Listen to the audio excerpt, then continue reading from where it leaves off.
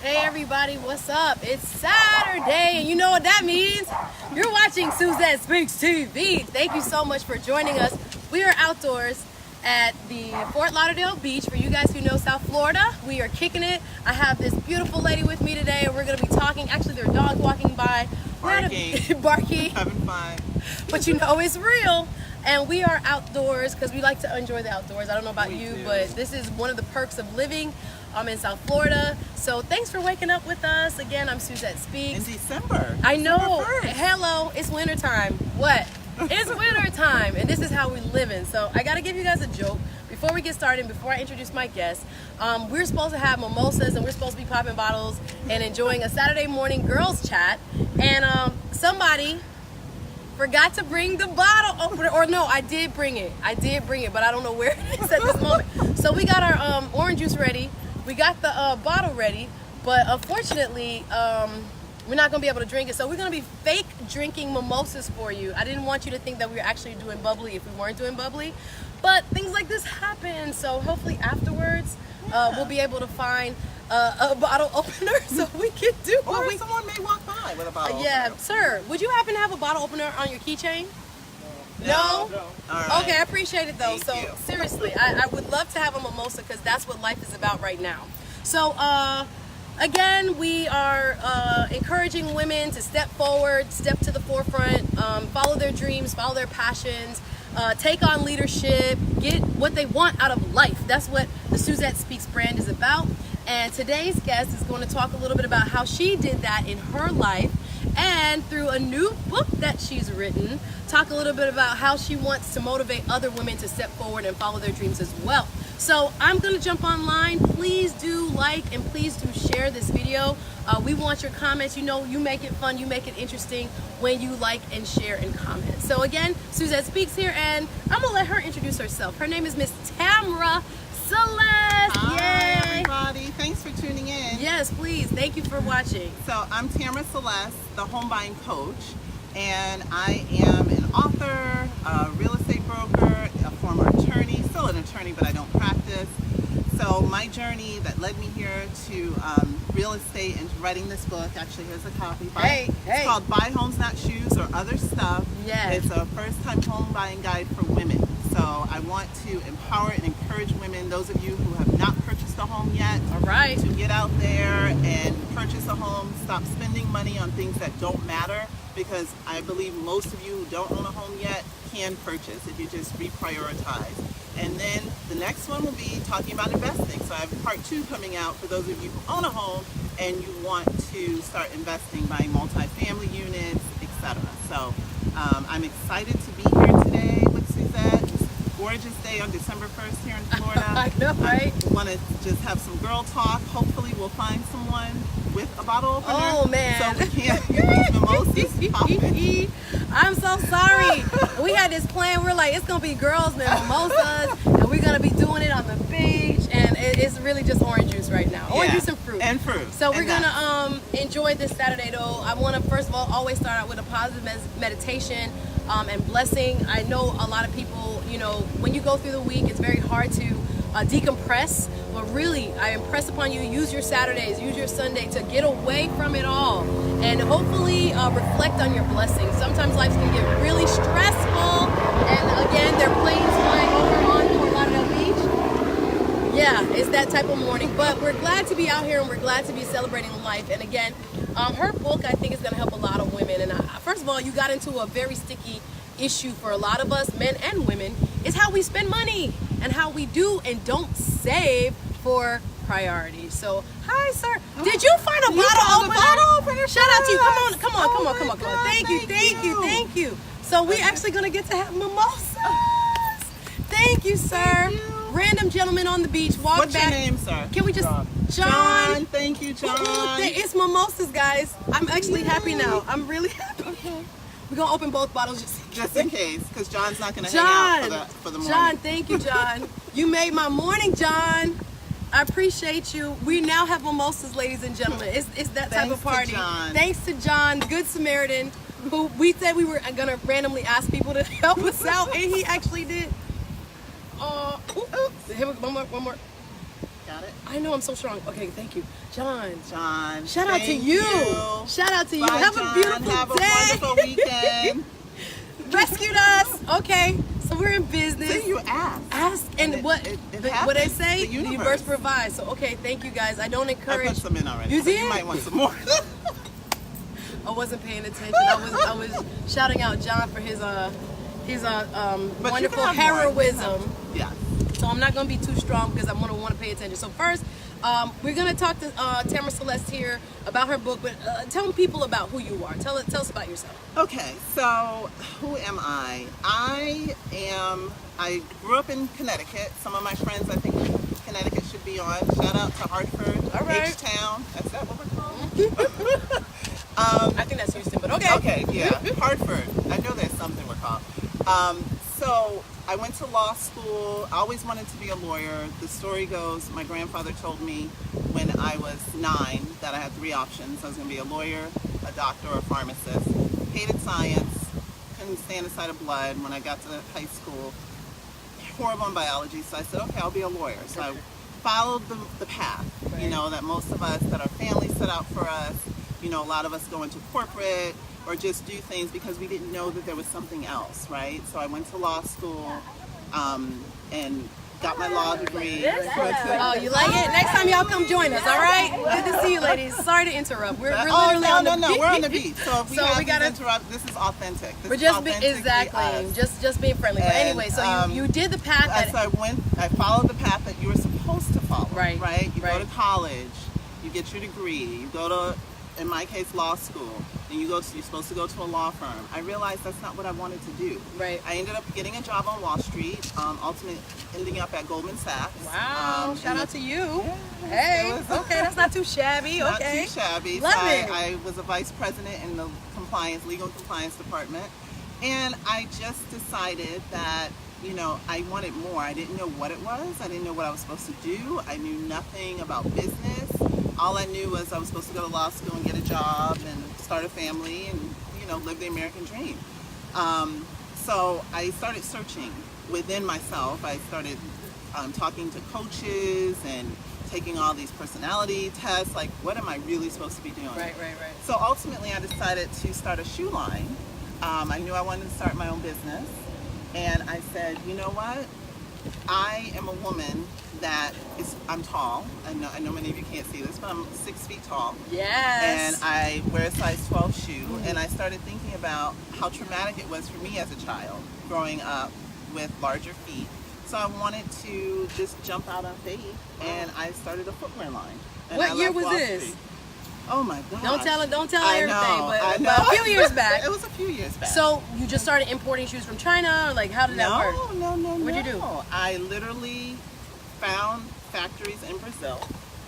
Oh, really? You're drinking. Listen, cheers, baby, cheers! Thank you. Oh, to Miss also, Tamara I'll be Celeste. remiss. Thank you, Suzette, for this opportunity. Of course. I love her. This is my we know each other in full disclosure. Yeah, we know each other. Our friends, so full disclosure. So wait, hold on one second. Yeah, cheers. Oh, that's good. Thank you, John. Mm-hmm. So I started researching, and this was a little bit before the internet really really took off. I found some factories in Brazil. I traveled to Brazil, met with them, and I hired a designer. And I was in New York City at the time, so all the Fashion Institute of Technology was there. Yes. So I was able to find a designer to help me launch the brand, and I did a line twice a year. And would go to Brazil 2 to 3 times a year, working with the factories, getting materials, sourcing materials, and everything. Like, and I knew you had this, but like listening to all of the kind of legwork that went into it, I don't think I understood the beauty. I didn't understand that you designed the shoes as from well. From scratch. What? Yes. I knew nothing about it, and I learned how to make a last and picking out the sole and the heels and everything. Wow, that's wonderful. Yeah, so how many it was years fun. did you do that for? I did it for about 4 years. Okay, wonderful. Yeah. So you must have learned a lot as a businesswoman, entrepreneur, designer, importer, all those things that go with owning a shoe line and designing your own shoe line. Absolutely. So the ladies who had the larger sizes must have loved you. Yes. because I know those are hard to find. And it was. And I think I was watching Wendy Williams this week, and she was talking about that. Her and I think it was Donna Brazil. Oh, they both really? wear size 12. Yeah, and Wendy was a supporter of mine. We went to Northeastern together. Oh, wow. I don't know her like that, but yeah. she, at the time, Wendy would give shout outs when she was on the radio station at the time. She would give shout outs. Nice. So love Wendy, former Northeastern alum. Love Wendy Williams. Well, all right, Wendy Williams. So after this, what changed for you? So you knew already, you had done the Goldman Sachs, you had done the big time firm, been vice president, decided, nope, that's something that was kind of set out for me. And I have a similar story, a lot of us do, where we're kind of following the required path more so than a path that kind of resonates from within. So you decided to launch this shoe line. You stayed in it for about 4 years, had lots of success. Then how do you get to real estate? Tell us how you ended up in the real estate game. Okay, so what happened was I had taken the shoe line as far as I could take it on my own dime. Okay, and it came a point where I started talking to some bigger box stores, and my quantities at the time were lower, because one reason I went to Brazil is because I didn't have to buy thousands and thousands of pairs. Okay. I was buying a couple hundred pairs at a time and selling them wholesale. So when I wanted to expand and started talking to the bigger box stores, they were talking about lots of orders. Yes. So I couldn't finance that myself. Right. So I started talking to investors. Okay. Well, around the time I started talking to investors, the market was not going well. 2006, 2007. Right before the bubble in the United States and around the world, really, yeah. Right. So the money was not there for me to expand. So unfortunately, I had to just let that go. Right. And at the time, I moved to Florida, and I got my real estate license. So because my ex-husband and I at the time were doing some investing, so I was like, I'll just get my license. Right. So when the business folded, I decided to go into real estate instead of going back. So I had the option. I was getting calls to go back to New York. Yeah. To go back to Wall Street, go back into corporate, and I got a taste of entrepreneurship. I was like, I gotta see this through and see what else is next. I can always go back to a job. Exactly. Right? Exactly. So I just decided that I'm going to try to figure something else out on my own. I think there's so many lessons that a lot of women and men can relate to from what you stated, because I think there's so much comfort in having a job that people get very nervous about stepping out there and trying to pursue their dreams themselves. And also, when money is very consistent and very plentiful, you feel good about life. Life is easier, right? Because I think it was Denzel Washington that said, money doesn't make you happy, but it's a good down payment on the happiness, right? So I get that fact that there's always that choice that most entrepreneurs end up making. There's like a breaking point where you go back or you go forward in spite of your fear, in spite of your lack of resources in the very real present. And I had no resources. Good morning. We got Sheriff on the bike. What's up, Sheriff? How you doing? Hi. Nice to see you. Thank you for your service. Yeah, thank you for your service. So we got beachfront security. You want to come on? You want excuse me, BSO? For BSO, yeah. Oh, how are you? You want to come on camera? You can't. You working? I can't. All right. Okay. We just want to shout you out because I like your outfit. You're looking good on the bike. Yeah. You're keeping us safe. Thank you for your service. Getting your workout on the bike. I know. Yeah. I see the guns too. I see the gun Yeah, show. but that doesn't come from the bike though.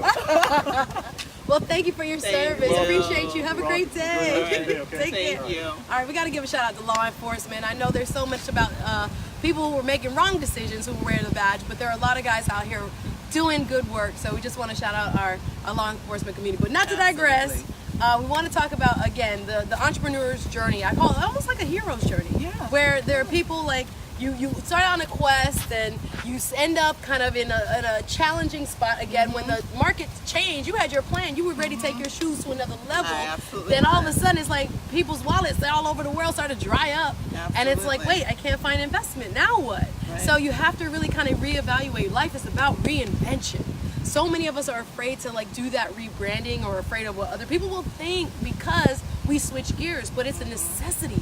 You have to adapt or you really will not survive. So you decide to get your real estate license, you move to a whole nother state, and how did that work out for you? Well, I want to just talk about what you talked about in terms of resources, because at that point in my life, I could have made the easy decision to go back to a job because I was at a low, just bought a house, the market. My house was worth half of what it. Oh, what we so paid many for people it. felt like that. Oh my goodness, you paid this and it's now worth that.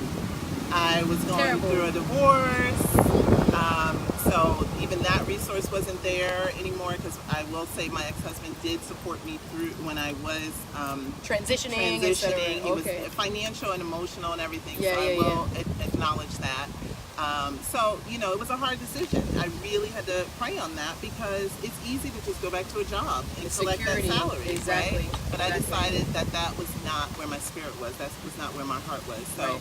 I don't want people to think, oh, well, it was easy for her. And it just 'cause worked was. out, and everything came worked together. out. There were Thank rough God. days. I'm sure Why there are you was. ahead of me? Listen, I'm just topping it off, guys. I'm just topping it off. It's Suzette Speaks here with Tamara Celeste, author of Buy Homes Not Shoes and Yes. other stuff. So she's talking about her journey around about 2007, 8, 9, where she decided to give up that very comfy security of a job and seeking, because she had started her own company, making and designing, sourcing in Brazil shoes that were made for women who wear larger sizes, and because of the turn in the economy, had to regroup and say, what is my life going to be about the next few years? So that's a huge step. Shout out to all the entrepreneurs out there, all the women out there Yes. who are in that journey, on that heroes or Can we do a heroines. cheers to them. Cheers to you. To all of you. Listen, entrepreneurial life is not easy. Absolutely. People not. like to see the bling, but it's not all bling bling. It's a lot of tears and a lot of why am I doing this, and a lot of ups and downs. So if you're out here hustling and trying to kind of carve out your own path,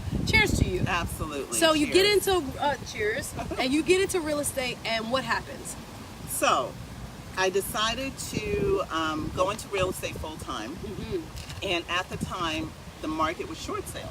Everyone was Yes. short selling their Yes, homes. yes, So for those absolutely. of you who don't know, aren't familiar with short sales, it's, let's say you bought your house for $300,000. It's now worth $150,000 in 2009, 2010. You want to sell, you need to get from under it. Either the bank is going to foreclose. Oh, and also a lot of people had mortgages Right. that were adjustable. So you may have started out paying $1,200 a month, but when your mortgage adjusted, it went up to $1,800. That's why so many people were able to get into homes. So you can no longer afford your home because you probably lost your job or your spouse lost your Absolutely. job. Your mortgage Absolutely. has now gone up 50%, Absolutely. and now your house is worth 50% less. Nothing. So I went in and I helped people negotiate with the bank. I would negotiate with the bank on their behalf to get them from under it without any penalty. So they would not go into foreclosure. So I saw that as a niche. Right, One, right. I was an attorney, so I knew how to negotiate. Two, I worked for the banks. So I knew what was going on in terms of packaging. Yeah, this umbrella is being blown around, and I'm looking like, hopefully we have a stable set right now. But okay, yes. Exactly. So you had the background. And I took that, and agents were leaving the industry in droves at the time, because right before that time, the market was so good that Right. anyone can enter the market and make money. Exactly. Anyone can enter. What a change. I know you guys So- lived through it. What a change. So you found So- a niche in short sales. I did. And helping to negotiate people's debt out of houses that they paid a large amount for that were now worth and selling for way less. And not only because of that, but mainly because people just didn't have the income. They were losing their jobs. Right. It's not, people who could afford it, like I have some clients, they could afford to stay because Right. they didn't lose their jobs. Right. So they stayed and they Right. paid the mortgage. But most of the people I helped, probably 90% of them, were in a space where they just really could not afford it. So I looked at that as an opportunity to help. There was a lot of egregious things going on. Like people were saying, pay me $500 a month and you can stay in your home. And it would just prolong the inevitable. So they were spending that money to stay in their home, but they were eventually going to foreclose. But this got them a clean break. And 2 to 3 years later, they came back and they could buy again once the market picked up. kind of return. So it was a great, they didn't have that blemish on their record for foreclosure. And I found such satisfaction. Helping people. Yeah, I That's did what's hundreds up. of them a year. It was great. Wow.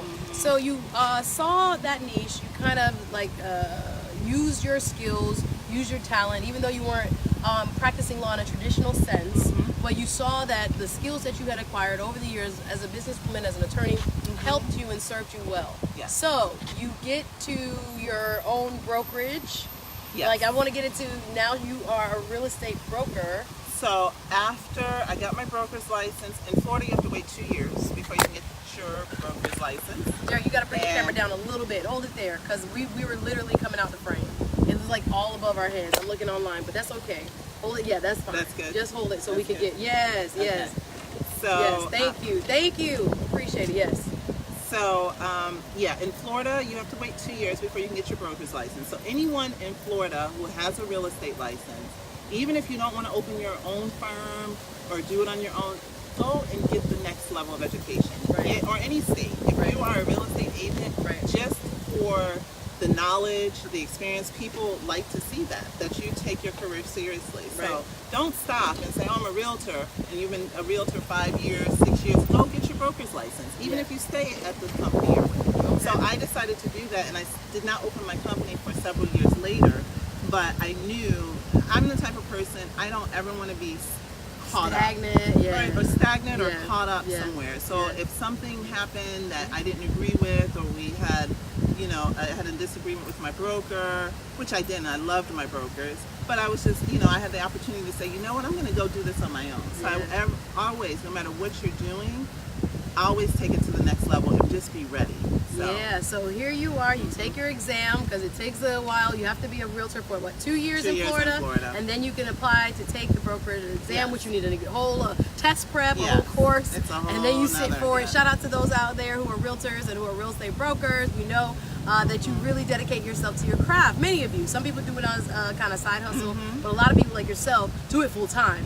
So you get into brokerage, or you move up, you work with somebody for a while, and then you open your own. Open my own, yes. And you hire your own realtors. Yes. So that was awesome. So Yes. tell us about that stage. Yeah, so I went into business initially with a business partner. She and I had similar work ethics, and we decided, you know what, the company we were with, we decided to open it up on our own. So we did that. We planned, actually went pretty quickly. She found a location, we got into it, and we just divided up responsibilities. We came over with some of our own agents from our former company, and it just kind of grew from there. Unfortunately, the relationship did not last as long. She decided to go back into mortgages. Yeah. So Partnerships tend to do that. Yes. Sometimes it starts out so sweet. It does. And then all of a sudden you're like, why don't I like this person, or why are we not getting on? So shout out to people who can separate Right. amicably. Absolutely. Amicably. Because a lot of Absolutely. people get, it's almost like marriage. Absolutely. And you can have a bad breakup, or you can have a good breakup. Absolutely. So shout out to people who realize sometimes partnerships are more trouble than they're worth, or start out great, but then the dynamics change and you got to do what you got to do. But I will say this, Yeah. as a person in business, if you are thinking about going into a partnership, make sure you have those contracts. The paperwork, Because what absolutely. made our split so more seamless is Right. because, and coming from a legal background, I thought of every worst case scenario, and I Yeah. put it in the contract. So if you don't do this, or I don't do this, then we do this. Right. So no matter what, sit down, talk to someone, get agreements, sit down and talk about worst case scenarios, and get those contracts. Yeah, Because yeah, you yeah. never know. And it was just like, oh, okay, this is what we said in the contract, great, sign here. And move on with your life. I love it. Move on. And that's smart advice. Sometimes people don't like to do the paperwork. They like to do word of mouth or handshake. contract handshake, excuse me. And it turns out really terribly for both people, and then you end up mad at each other or suing each Absolutely. other. Suing each So other, we've doing- seen as attorneys. So we try to Right. avoid that as much as we can. So tell us about the book. So you've been in real estate for how many years now? Oh my gosh, since 2005, so what? Woo! Yeah, 13. Carry the one. Okay, yes, about 13. Too many mimosas. I mean, I was like, wait. okay, let me slow down. So tell us about this book. May I hold it? Yes. Buy homes, not shoes. Okay, you can get it Available on on Amazon. Amazon. Shout out to women Woo. authors and people who are sharing their expertise to help others. So tell us about the book. I love the title. Yes. Buy homes, not shoes or other stuff. A woman's guide to buying her first home. Yes. So you see the cover, make sure you remember it. See it on Amazon, buy it. Okay, tell us about this book. So I decided late last year, around this time last year, Yeah. I said, you know what, I want to do more. I want to reach more people, more women specifically, have a greater impact. So I decided to put this book together. And a lot of it is questions that I get from my first-time home buyers. I love working with first-time home buyers because there's so much that they need in terms of knowledge. And in terms, they come in a little bit scared. Yeah, They it's come very in a daunting. little. Yeah. It's daunting if Yeah. you don't know if you don't talk the talk every day. Yeah. So I wanted to put something together to kind of help them. Like if you're thinking about buying a home and you have questions about credit, or sometimes it's even mindset. Right. My first chapter talks about that. It's Exactly. like, you know what, you may not have grown up in a home, or you might feel like, hey, one of the things is, oh, well, I don't want to buy a home until I can get the home I can afford. Right. Well, what does that mean? Because your Right. girlfriend who is married and who makes X amount of money Right. can get this big old house, but that may not be in your budget. But now. guess what? You stop watching the Housewives because everybody want a big old house like they see on Atlanta and all of that. You can't start in a house like that when you Most make it people. exactly, and Most it makes a very false expectation for people Absolutely. and what their house should look like. Absolutely. We got to get away from that. You got to do what's best for you. Absolutely. So start in a small condo. You know, start what's right for you. One of the things, I just gave a talk a couple months ago, because I call it the silent mortgage price, the silent housing crisis. Yeah, yeah. Because the way the rents are increasing all over the country, especially here in South Florida, Absolutely. they're going up on an average 3.2% a year. And the way the housing prices are increasing, you know, most people, and then your pay isn't increasing. Nope. It's less than 1% a year. You're still getting the same amount per hour or whatever Same salary. for years. And your cost of living And cost of living just keeps going up. And So- here it's very expensive. Very Absolutely. expensive. A So lot don't of move to Miami. We love you, but don't move here. But You move got- to South Florida and call me. Exactly. She'll hook you up and get you in an appropriate house for your budget that you'll love. We promise. We promise. So I look at that and I say, I want people to be more educated and start thinking, because soon people are going to be priced out of the market. Absolutely. It's just So going even if to you're paying happen. rent, If you're paying, you could get into a pickle trying to keep up with the rent increases and not having any equity or and anything not to show having for it. anything to show Yeah, for it. yeah, Because yeah. soon 60-70% of your income is going to go toward housing with the Exactly. way the prices are increasing. So I want Exactly. people to really start thinking ahead. And if it's in the back of your mind, like, yeah, I want to buy a house, really start thinking ahead and taking those steps. Wow. Take a look at this book. I actually have an online course coming out, and I have a few other things in the making just to help people to realize the dream of home ownership. So we're gonna close it a little bit. I hope you guys are enjoying our discussion here. Suzette Speaks, Tamara Celeste. Her new book, Buy Homes Not Shoes or Other Stuff, is available on Amazon. So before we sign off, I wanted to give you opportunity. If you have any other quick tips, words of advice, words of wisdom for I do it for the ladies, but mostly the ladies watching, but for anyone watching who can see themselves owning a home one day, who haven't necessarily taken that first step but want to, what is the best piece of advice to get them ready to move forward in their dream of home ownership? I say start small, okay? Start looking at one of the tips I give, start looking at your weekly budget, not your monthly. What are you spending weekly? Are you going out to lunch every day? Are you buying Starbucks every day? What can you, I'll cut back though. I've cut back. It's still a lot. I eat out. I used to eat out a lot. Well, you know, one of my tips But, for eating out man, though yeah. is that you go to happy hours. Okay. Happy hours cut, you know, The price of everything. everything. Oh, okay. If you still like going out and you want to go out to eat, happy hours Happy is hour cut our only. costs. So make sure.